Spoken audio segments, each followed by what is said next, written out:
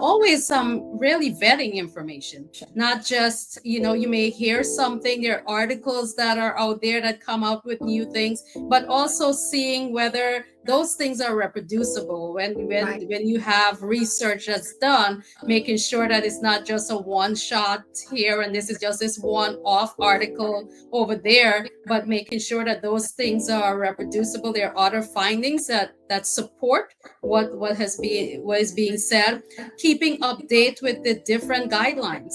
Because if we look at American Cancer Society, the guidelines for screenings may change over time. With the American Heart Association, guidelines for what blood pressure is normal, that has changed a little bit over time. What is considered high blood pressure years ago is not the same that is considered high blood pressure now, and making sure that those things are up to date, that we're up to date with that information, and that we can go out to the community and talk about those things and provide the relevant and up-to-date information to the community members.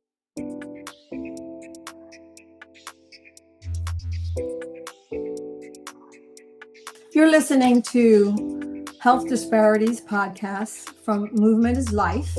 I'm Conchita Burpee, a steering committee member with Movement is Life and a longtime advocate for health equity. I've worked with underrepresented and underserved communities of colors for many years. In today's episode, we are addressing a challenge that unfortunately continues to grow: health misinformation. Social media has become a primary source of information for many people, and influential voices are casting doubt on established medical practices. As a result, trusted health sources are becoming harder to find, especially in communities of color where access to care is already limited and systematic barriers persist. This is a fight to bring reliable health information and resources to vulnerable communities. It's nothing new. For decades, organizations like the Arthur Ashe Institute for Urban Health have been doing this work. They have built trust, educated communities, empowered individuals to take charge of their health. I am honored, and joining me today is Dr. Marilyn Fraser, Chief Executive Officer of the Arthur Ashe Institute for Urban Health. For more than 30 years, the Institute has led innovative health education and research initiatives in New York City, focusing on cardiovascular health, mental health, maternal mortality, HIV/AIDS, and more. Dr. Fraser, welcome to Health Disparities Podcast. Again, we are honored to have you here and interview with us today. And also, you're known as a power woman of Brooklyn by the Snips Media, and you've received an award lately. Each year, the Heritage Health Information Innovative Award partners with Crane's New York Business. They honor health clinicians, entrepreneurs, administrators, and researchers making measurable improvements in access to care, quality care, and long-term affordability. This award highlighted the tremendous work the Arthur Ashe Institute is doing to help bring equity to healthcare access and quality, particularly to underserved areas. And you've received this award. Congratulations to you and welcome. Thank you so much. It's such a pleasure to be here today and to have a conversation about health and equity, talking about misinformation. So I look forward to just jumping in and talking a little bit more. Okay, my first question to you, Dr. Fraser. Let's begin with your role. 15 years, is that correct?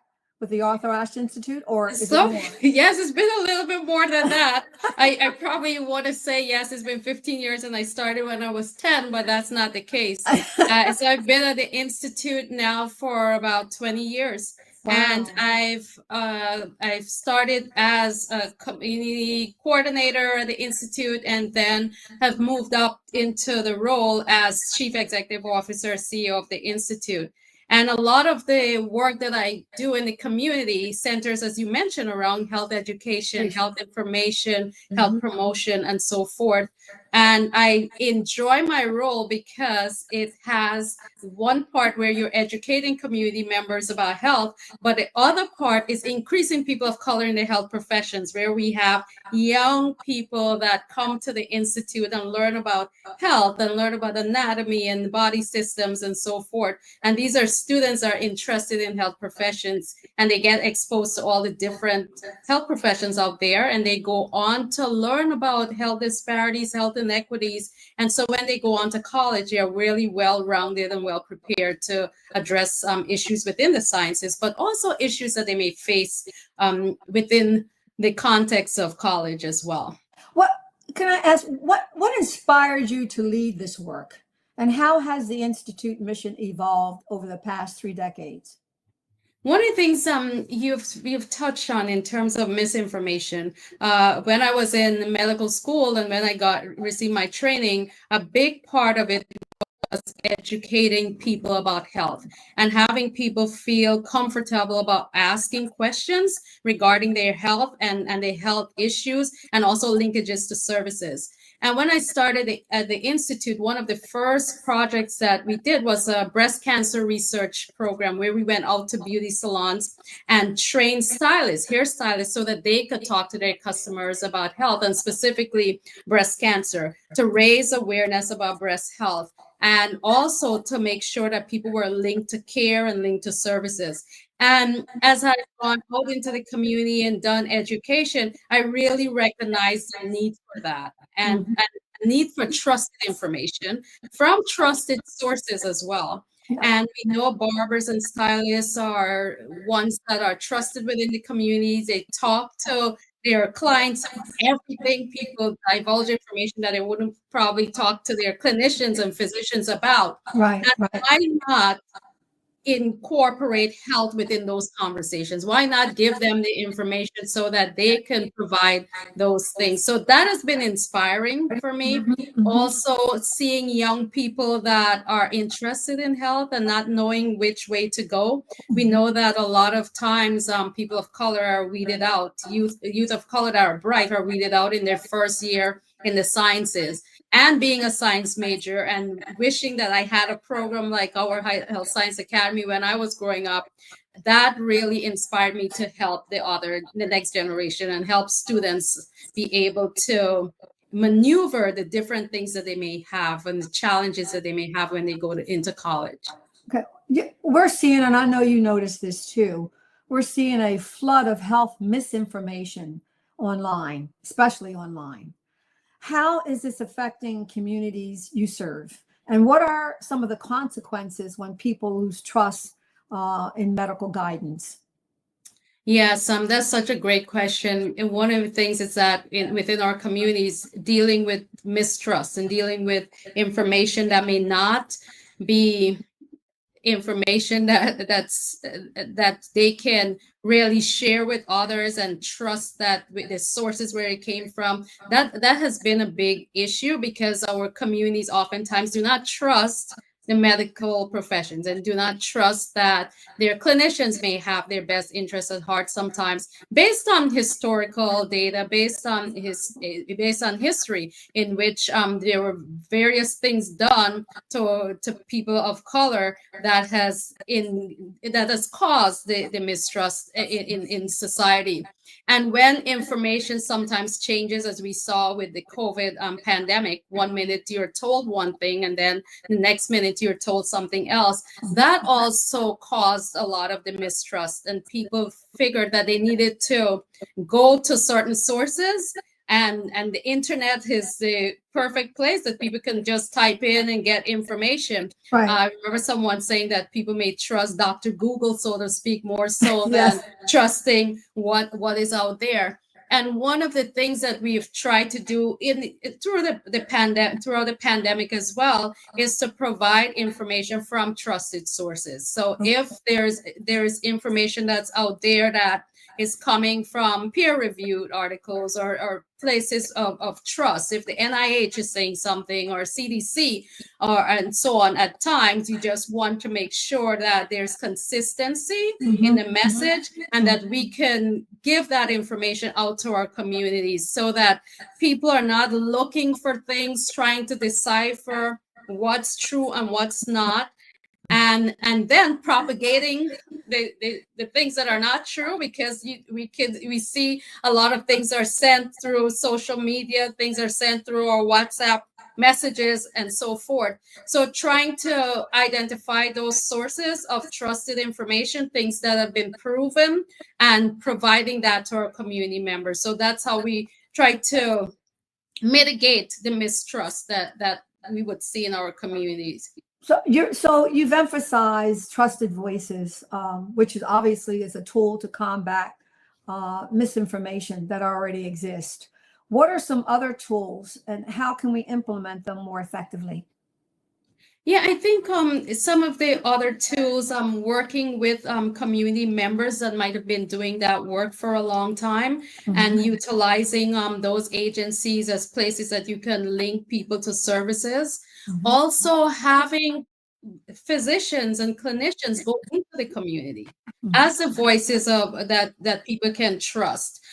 Oftentimes people may stay from behind the desk and talk and so on, but going into the community where people see that you do care, and so that that you do understand as well, understand the things that are going on in the community, so that when you go in, you're coming from a point of view of, yes, I have the knowledge, but my knowledge is being applied in a way that really can enhance what's going on. And my knowledge is applied with an understanding of the issues that people may face. And it's not something that we are so detached from the community that we do not understand what is going on, what are the challenges there as well. Of course, utilizing voices within the community as places of trust.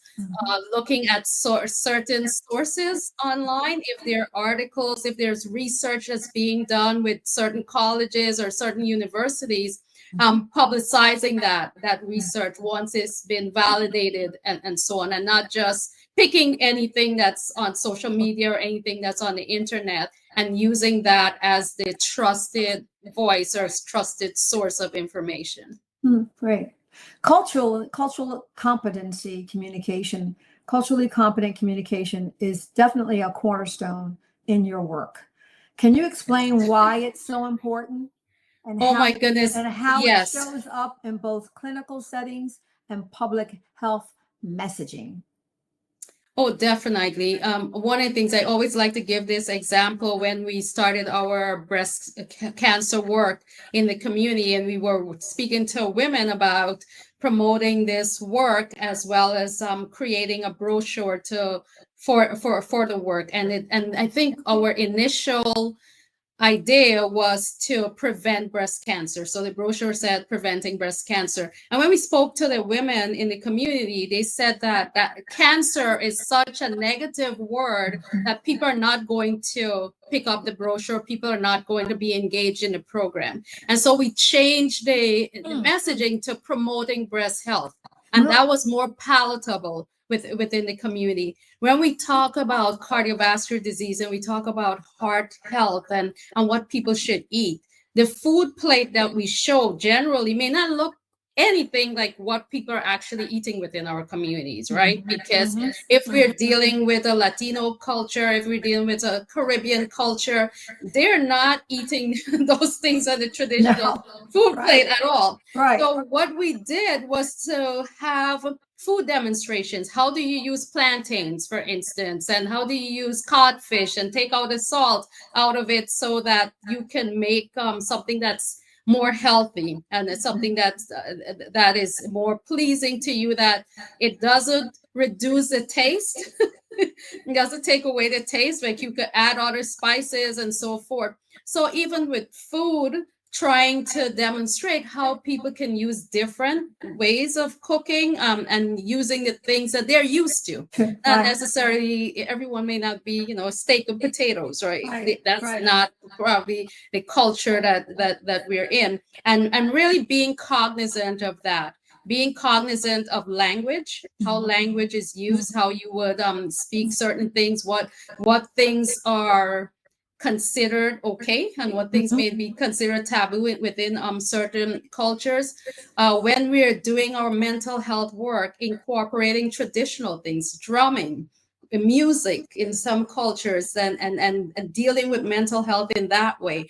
Those are all the different things, like just paying attention to the people that you are treating, paying attention to people with whom you're working with, asking them the questions, really like asking them what works for you. And sometimes we don't do that, and we need to really go into the communities with a sense that they are the experts and we are not. If you're coming from outside the community, you're not the expert in that community, and listening to the things that they have to say, and the wealth of information that they've gathered over the years. That's right. Listening is so important. And my goodness, you said a very important thing. Taking images and words that resonate with the community that you're trying to serve. And that is so important. One of the Institute's most impactful programs that you have trains Brooklyn barbershops and hairstylists. Share with us, and it's a very powerful tool that you're using there, a very powerful message. Can you walk us through how it works and why it's been so successful? Yeah, one of the things I said before and that you reiterated is to listen to our community members. And our barbershop and our salon program, when we start out doing any intervention, whether it's heart disease, whether HIV, we go out into the community and we do a needs assessment or just a listening session, asking them about what they may know about the topic, what are some of the barriers to health discussions, what are some of the things that help them to promote health within the community. Then we develop a program around that, and we continue to ask for their input throughout that program. We also have a health and beauty council, and that's made up of community members as well as some clinicians, but primarily community members, barbers and stylists and other members of the community. And they inform us on things that they are hearing and things that we should be speaking about and things that are important. We have done some needs assessment within the community where we have asked our community members what are the priorities that they think we should be focusing on. Right. And sometimes, HIV might have come up as something that's right on top, or cardiovascular disease. And when we have been funded to do research, we would pay attention to those things and actually make sure that those things are the things that we are highlighting and doing research around those topic areas based on what the community has said. And then going through different things in terms of having trainings of our barbers and stylists, having them come together and train them on key messages that they may want to give, that they should give on various topics.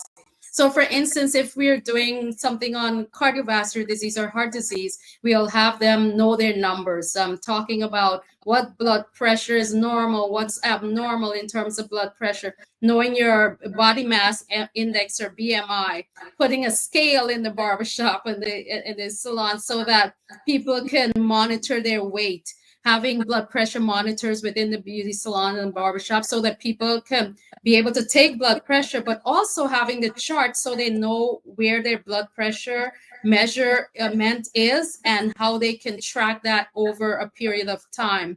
And then making sure that there are things that they can do in terms of resources, linking them to services, linking them to care, recognizing it that everyone just doesn't need a physician or a clinician or someone to be linked to. People may need other social services. People may be hungry and they may need a place to go for food. People may need housing issues, transportation issues may come up, immigration issues, and being able to not only educate and promote health within the setting, but also providing them with the resources that are necessary so that they can be linked to services and linked to care. And then assessing all of that, whether it has been effective, listening to the stories that come out afterwards, like the changes that people have made. One of the things that I remember so vividly is that we did a training with a set of salon stylists, and we were talking to them about heart disease, and they were talking about we were talking about cholesterol, and someone said, yeah, we have eggs every morning. And what part of the egg does has the most cholesterol? We said, well, egg yolk usually has more cholesterol. And they decided the following time I came back, they said, we're still having eggs, but we're having egg white omelets now. And so different things, like little things that you think like, okay, yeah, that's good that you've decided to change this, or if you're walking, increasing the amount of exercise that you're doing, and different changes that people might have made, even getting mammograms, right? That might have been like, oh, I don't want to have a mammogram, but being able to do that. And one of the ways that we encourage that, we had a video that was shown, and the video shared a story of a mother and a daughter, and it was African American mom and daughter, and it's told a story. The daughter was encouraging the mom to get her mammogram. And then we had another video that it wasn't an African American mom and daughter, but it was a video that was more instructional, like this is how you go and get a mammogram, and so on. And we recognized we wanted to switch videos so that they don't have to watch one video at each month of the 3-month program. And invariably everyone went back to the storytelling, the mother and the daughter, and that goes back also to what you're talking about, culturally sensitivity, and being aware of how things are tailored for communities as well. But in general, our programs provide education, provide help promote health, but also link people to services and link people to care. How do you ensure that the information that you're sharing is accurate, relevant, and respectful? Yeah, and a lot of times it's sources from which we get the information, making sure that we're up to date with the information. Right. We're going to conferences, and we're going to seminars, and having the most updated information. That we're working with researchers in the field to get information that's relevant, information that's up to date, and then sharing that information with our community members as well. And always really vetting information. Not just, you may hear something, there are articles that are out there that come up with new things, but also seeing whether those things are reproducible. When you have research that's done, making sure that it's not just a one shot here and this is just this one off article over there, but making sure that those things are reproducible. There are other findings that support what is being said. Keeping update with the different guidelines. Because if we look at American Cancer Society, the guidelines for screenings may change over time. With the American Heart Association, guidelines for what blood pressure is normal, that has changed a little bit over time. What is considered high blood pressure years ago is not the same that is considered high blood pressure now. And making sure that those things are up to date, that we're up to date with that information, and that we can go out to the community and talk about those things and provide the relevant and up-to-date information to the community members. You mentioned a change in someone's eating, the eating behavior, from going from eating egg yolks to just egg whites. Is there anything specific that illustrates how this grassroots model has changed someone's health journey? Yes, we have so many different stories that people have shared. One of our barbers had mentioned that over the course of the time working with us, being more aware of heart disease and what needed to be done. So exercising more. One barber over the course of time has lost a lot of weight and has been more healthy over the course of the journey. We've had a customer talk, and it's just mentioning one person here, a customer that has said that his barber has influenced him in even the things that he's drinking, telling him that, cut down on the soda, drink more water. And that has helped him in his health journey. We've had a stylist that said one of the customers, when we went into the shop and we were talking about breast cancer and we were talking about doing breast self exams, and she went and did a breast self exam and she found a lump. And that's the first time she did it. She found it, and then she was able to follow up with her doctor. And it was great that it was not cancerous, but she was able to do that just by being in the salon and hearing those things. People have been in our barbershops when we talk about prostate cancer, and then go out and get screened, and then things are found, and so those are the things that make the work so important, because oftentimes people are not having those conversations within the community, and it's important that they're in a setting where they feel comfortable enough to talk to their barbers and stylists, and comfortable enough to hear the message and take action, because they know that the people that are providing the information really care about them. Right.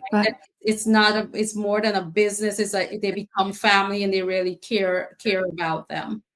This approach definitely helps to build trust. So beyond Brooklyn, do you see a potential for this model to be replicated in other cities? And what would it take to scale this kind of community-based health education? Yeah, I definitely, to your first question, definitely see a way of this being a model that can be replicated in other places within the US, in other countries, and all of those things. I think with what it takes is funding. It takes funding to be able to provide those resources, to provide staffing, to provide all the things that are needed to replicate and test the model in another place, tailor it to the communities that you need to tailor it to. So it's a funding model, a funding a need that will help to replicate those things and scale things up to the next level. Why is it important? Let's talk about policymakers for a minute. Why is it important to involve policymakers in efforts to address health disparities? And what are some ways your organization is working to do that?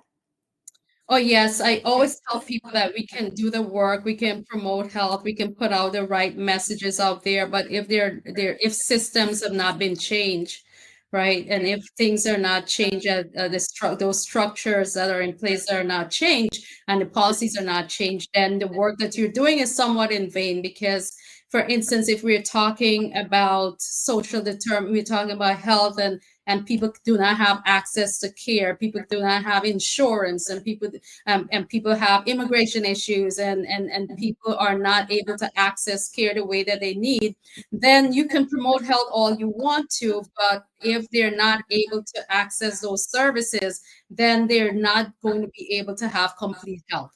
And there are barriers that are put in place that prevent them from doing that. If we're not able to have a healthcare workforce that looks like the people that you're serving, that's something that oftentimes could be a barrier as well. And we need policies in place to make sure that happens. One of the things that we have done through the Brooklyn Health Disparity Center, and the Brooklyn Health Disparity Center is a partnership of the Arthur Ashe Institute for Urban Health, SUNY Downstate Health Sciences University, where the institute is housed in Brooklyn, and the Office of the Brooklyn Borough President. And it's a unique partnership because it's a community, academic, and government partnership.